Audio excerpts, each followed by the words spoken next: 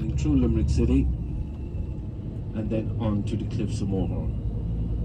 We should be in Limerick in and around 9:15, and we should be in the cliffs of Moher in and around 10:40, 10:50, that kind of way, traffic depending. There's not much to see on the way up, guys. Green fields, farmyard animals, that's about it.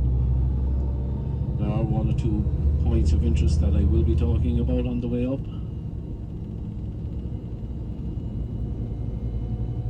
If you have any questions, guys, throughout the day, feel free to ask me.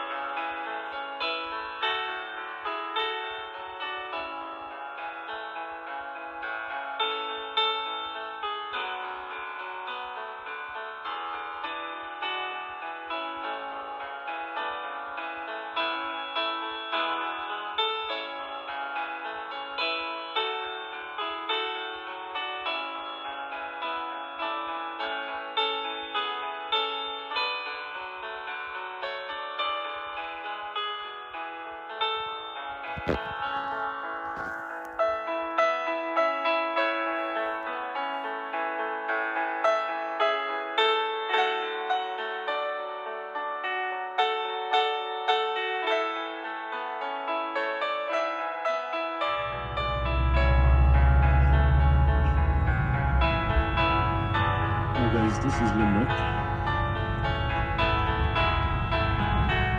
Limerick is a university town, guys. There are three main universities in Limerick. There's UL University in Limerick. There's TUS, which is a technology university. So you have to be fluent in the Irish language. 98% of our schools, our primary schools, the Irish language is mandatory. And Limerick, guys, was settled by the Vikings, and they built the fortification on the banks of the River Shannon. They built it there so they could control all the trade going up and down the Shannon.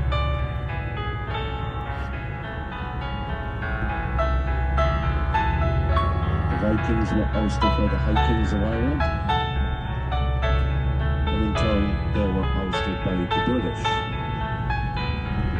And the British built the fort, the castle, on the site of the old Viking settlement, that's called King John's Castle. And where we are at the moment in Limerick is called King's Island. Because around the next bend is King John's Castle.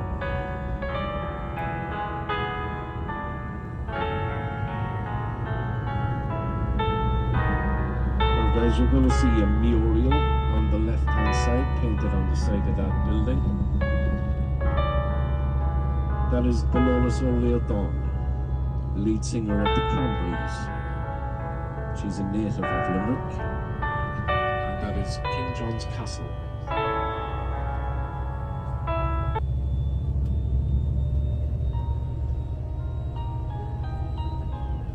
Now guys, we're crossing over the River Shannon.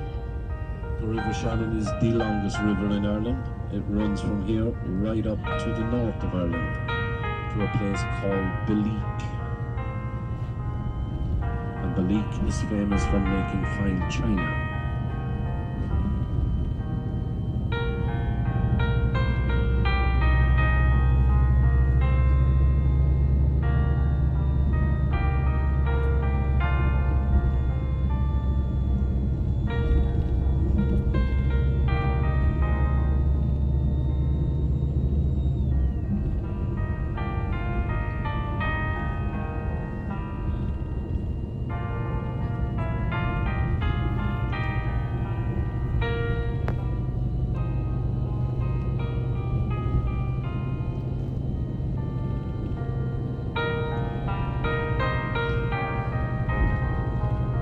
And directly ahead of us, guys, that stadium, that is Thomond Park.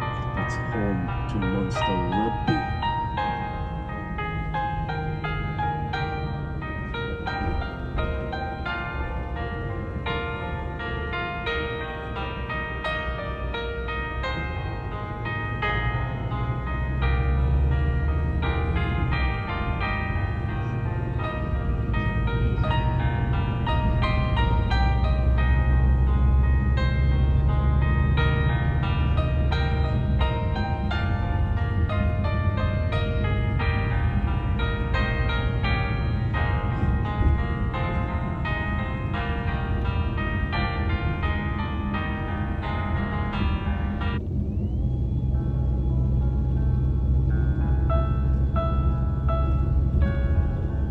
Well guys, if you take notice of the road signs today, see one in front of us there, you'll see it is in two distinct languages. The Irish language first and the English language second.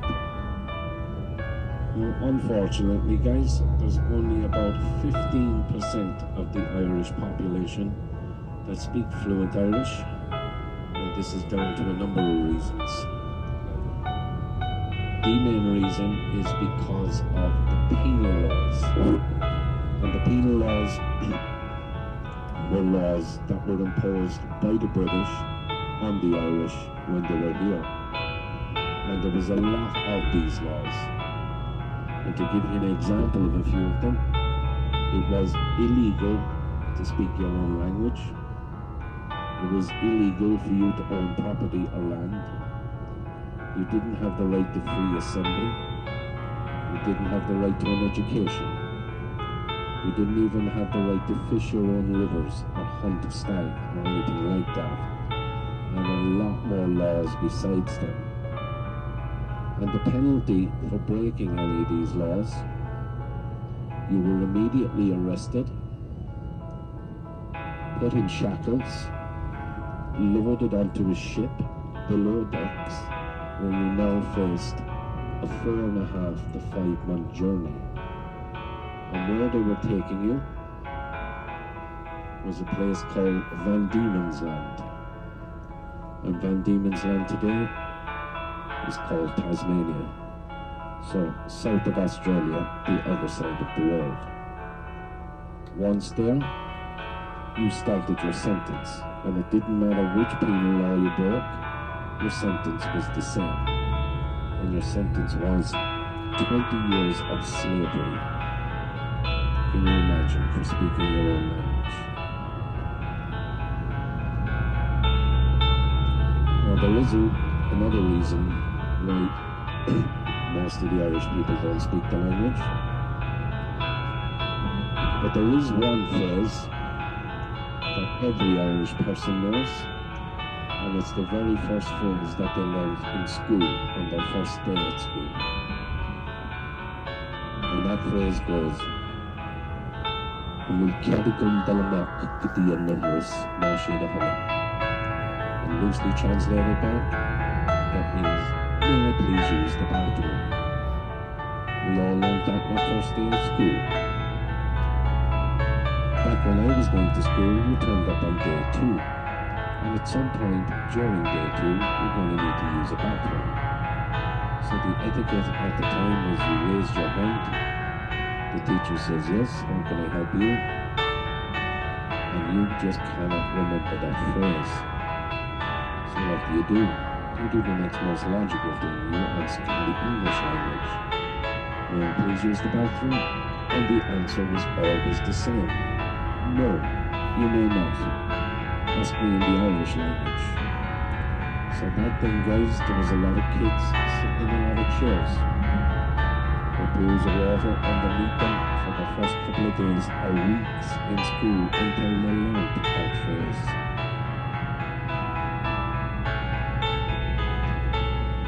In the schools then, guys, the punishment continued. We had a little thing in this country called corporal punishment, where it was perfectly legal to hit and batter children. Schools were exceptionally good at this. So let's just say, again, you couldn't recite your Irish, or maybe you forgot to do part of your homework, or you could have been just having a bad day and acting out as a kid. You then got sent to the headmaster, headmistress's office.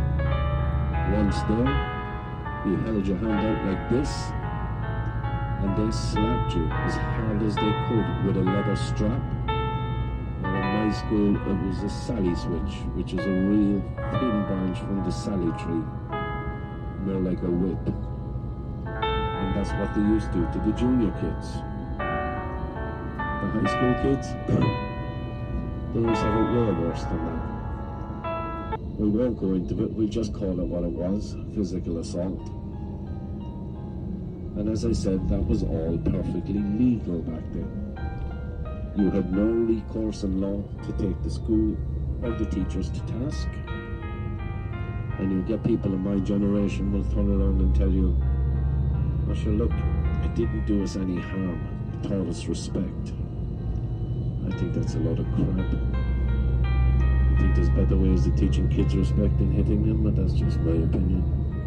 Now, of course, today, if a teacher done that to a student, there would be one place that teacher would be going, and that would be prison. That law was overturned in 1982, but the schools never implemented it until 1985. So for 3 years there, they were operating outside the law of the land. But again, no one was ever brought to task. Now on our journey today, guys, we're going to be passing quite a few castles. Most of them are in ruin.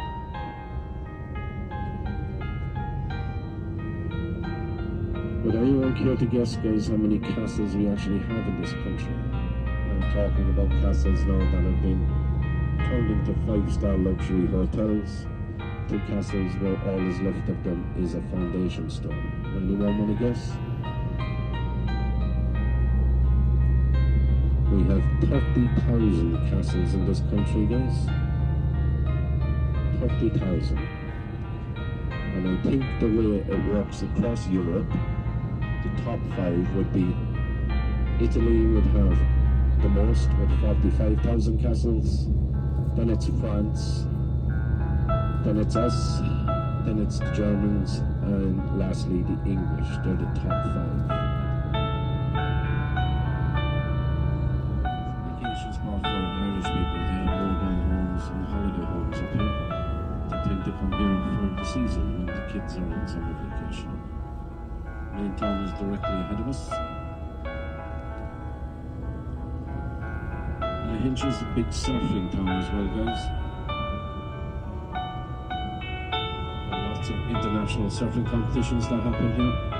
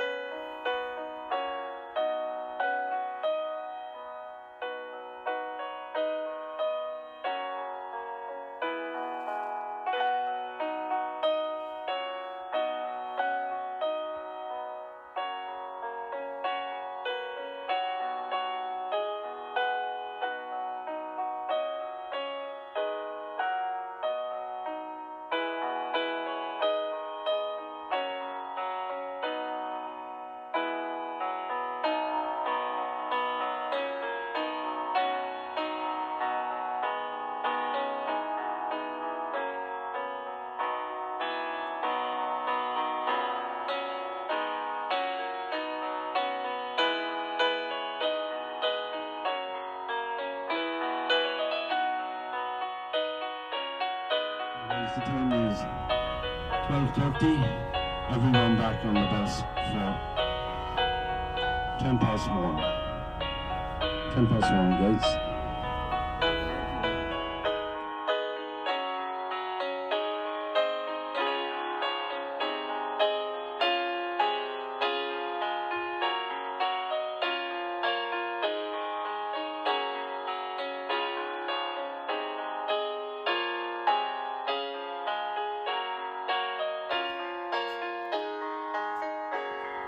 Thank you.